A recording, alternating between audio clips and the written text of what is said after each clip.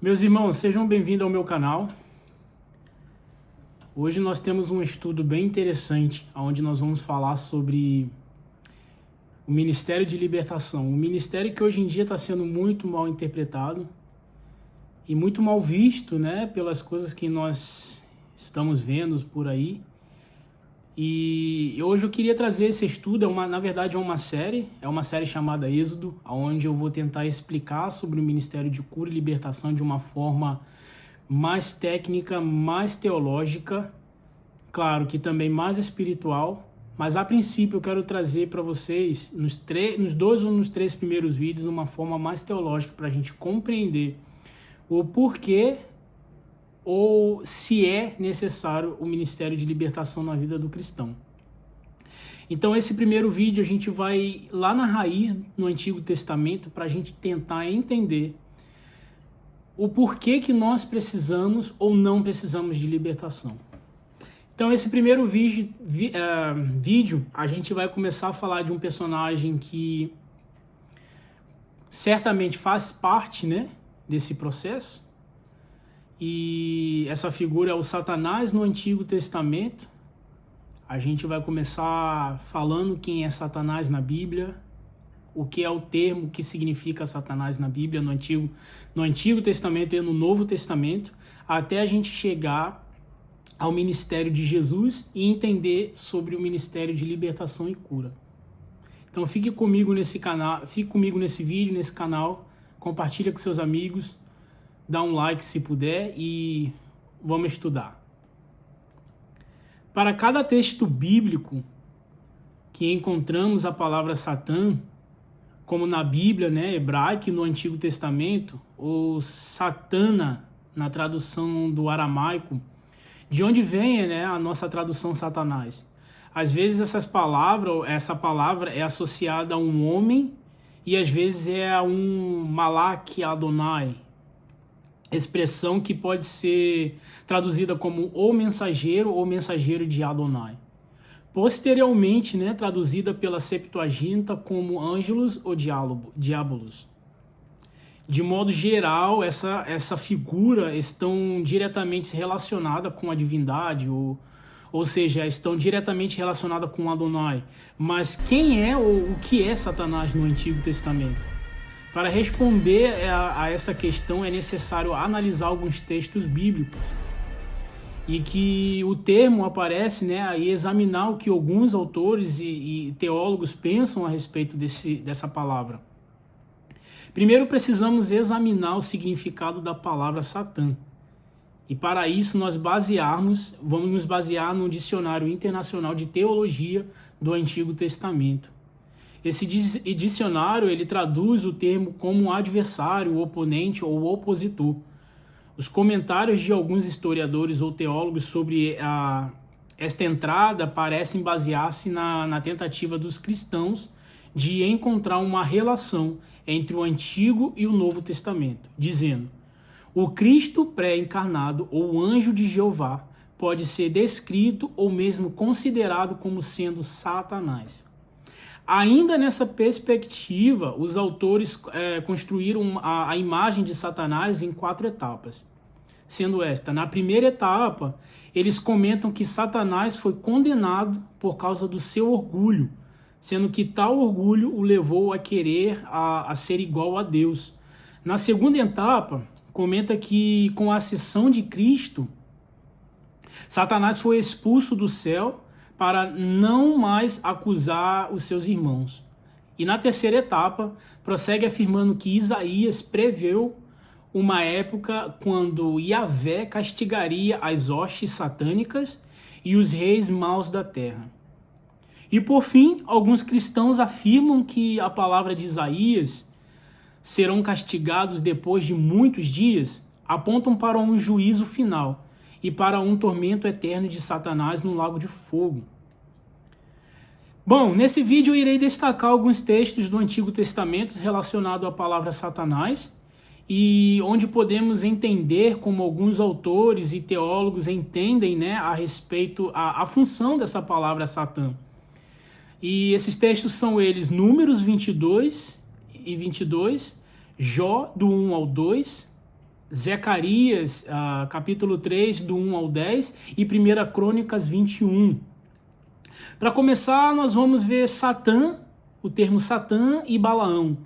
No texto de Números 22, diz assim: a partida de Balaão irritou Adonai, e o anjo do Senhor bloqueou sua passagem.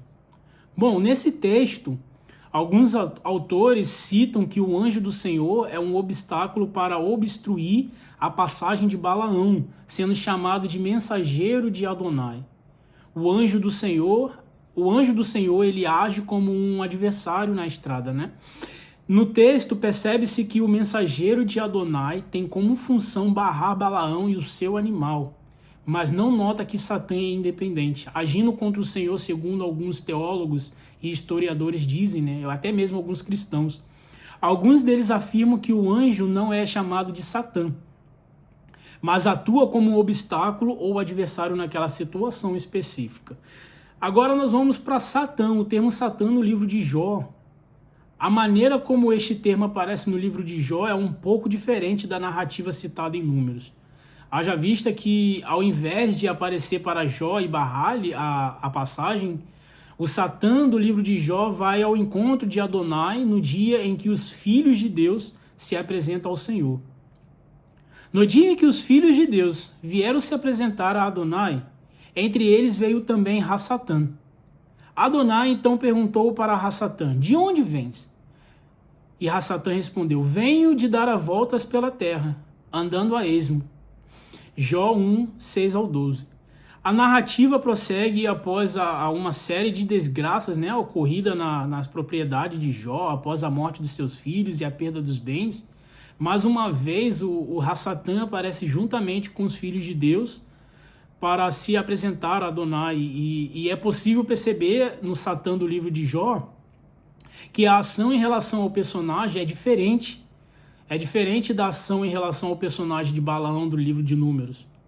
Enquanto a atitude de Satã de Balaão o protegeu de um mal maior, o Rassatã de Jó assumiu um papel mais antagônico.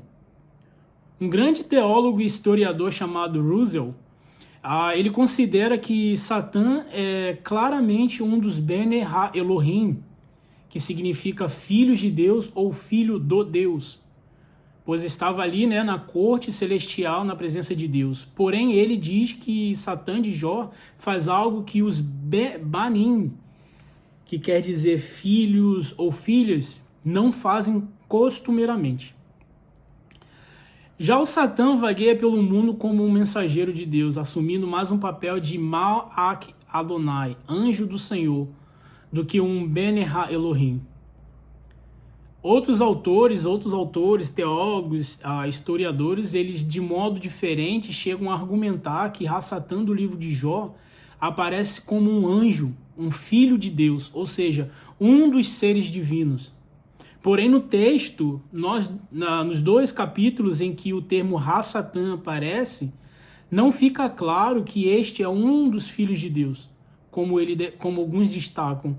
Em contra-argumento, outros autores, por exemplo, destacam que ele não era talvez um dos filhos de Deus, já que veio também no meio deles.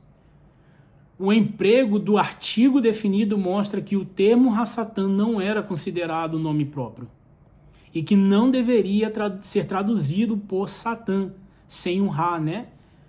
E a gente vê que no texto de Jó, essa palavra ele aparece como Rassatã e não Satã. Esse personagem ainda não é um antideus, como veio a sê-lo na baixa época judaica, mas parece ser somente um funcionário encarregado de examinar os homens, um juiz de instrução e um procurador-geral, como se fosse isso.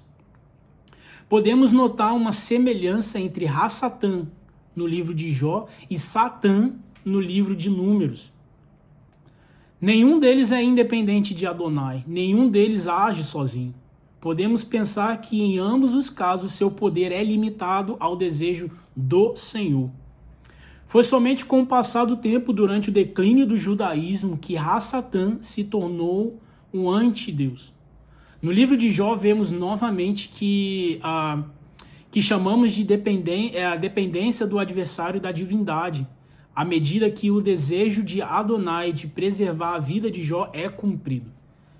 E à medida que a narrativa se desenrola, podemos ver claramente que a integridade de Jó foi poupada. Portanto, a Satã do livro de Jó ele não é uma figura independente de Adonai. Ele autoriza esse ser a fazer o que quiser com Jó, mas também o restringe e exige que ele não o mate, ou seja, está subordinado ao Senhor.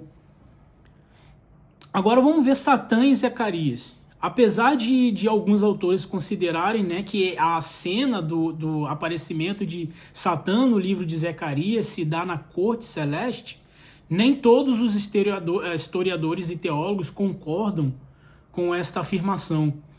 Há quem defenda, né, mas há quem defenda que esta cena se aconteça no templo. Não estamos, como por exemplo diz a palavra, não estamos nos céus, nem precisamos estar, muito menos se trata da corte celeste. Esta se antes no templo de Jerusalém, é como se ele não tivesse numa corte celestial, né? Mas sim no templo de Jerusalém. Então, sendo uma cena de julgamento e o personagem, o acusador desse texto, ele pode ser interpretado como sendo a personificação figurativa dos adversários históricos da investidura de Josué, sacerdote de Golã, ao cargo de grão sacerdote de Jerusalém. Ao contrário do que acreditam muitos teólogos, na verdade, né, que consideram que o caso de Satã, de Zacarias, esse seja um ser sobrenatural, como vemos em Zacarias 3, 1, 10. Ou seja, muitos historiadores e teólogos, eles vejam, né, que em Zacarias eles não veem o Satã como um ser sobrenatural, mas sim como um ser, o adversário histórico do sacerdote. Podemos notar, né, que neste caso, uma diferença em relação aos desdobramentos e às leituras que podem e poderão ser feitas no que tange a figura do Satã, no caso do livro de Zacarias, haja vista que, se considerarmos o contexto em que surge o livro, um contexto de crise entre os que retornavam do exílio e os que ficaram no país, de forma que o Satã de Zacarias poderia ser mais simplesmente interpretado como ser uma personificação figurativa dos adversários históricos da investida de Josué. Mas nem toda leitura a respeito da investidura de Josué ao cargo se dá nos moldes do que foi citado aqui antes. Há leituras que tratam a questão de Satã no livro de Zacarias como sendo um opositor, não se sentido daquele opositor diabólico, mas desenvolvido parecido no Novo Testamento, mas sim um opositor mais histórico. Agora, em Crônicas, em 1 Crônicas, né, nós temos o texto que em Satã aparece como um responsável por persuadir a Davi a fazer um censo contra Israel, um censo em Israel, a cometer pecado, né?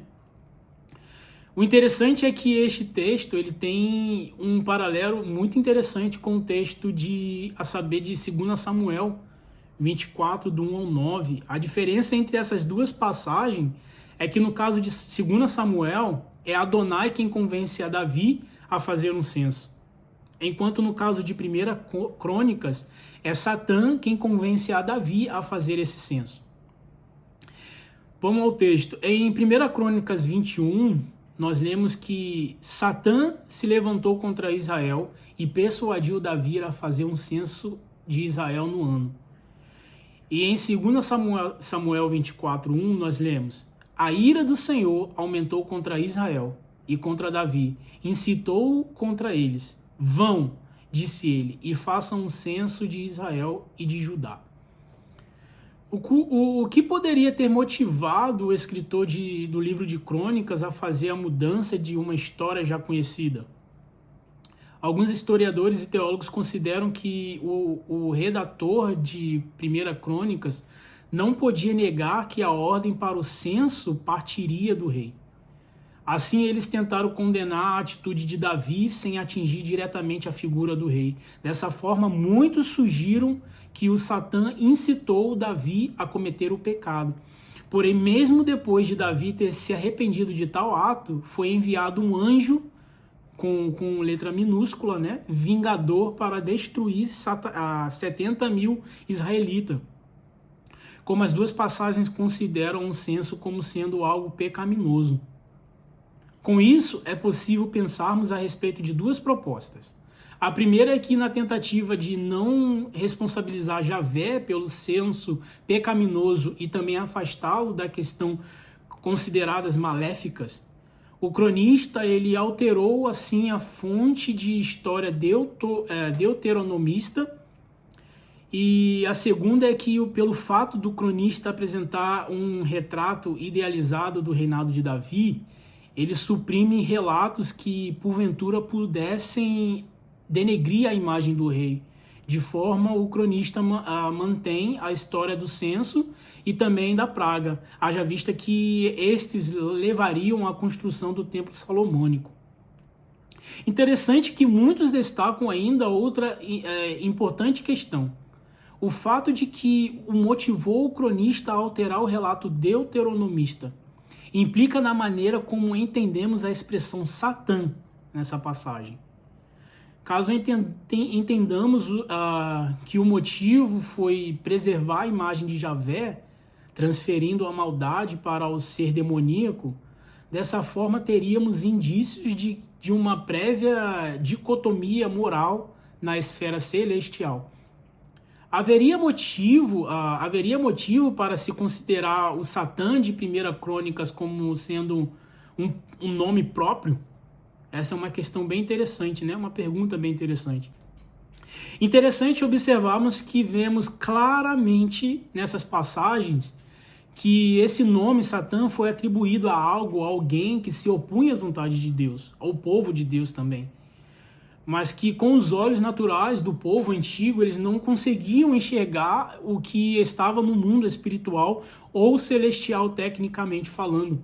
Exatamente como relata em Gênesis. Quando o Senhor diz a Adão e Eva para a serpente, ele fala assim: e porém inimizade entre ti e a mulher, e entre a tua semente e a semente da mulher. Esta te ferirá a cabeça, e tu lhe ferirás o calcanhar. Então a gente vê claramente que há uma perseguição, né? Desde os primeiros povos do primeiro séculos, desde do povo primitivo, há uma perseguição. Mas agora a minha observação é: Satanás é Adonai, como diz os personagens de Balaão, ou então por que o Senhor lhe ordenou que não matasse Jó? Se dizem que Satanás é o próprio Senhor, né, que se manifesta, então por que o Senhor diz que para ele não matar Jó? Então a gente tem uma falta de coerência aqui nesse texto. Não no texto, né, mas em algumas interpretações. Então, galera, esse é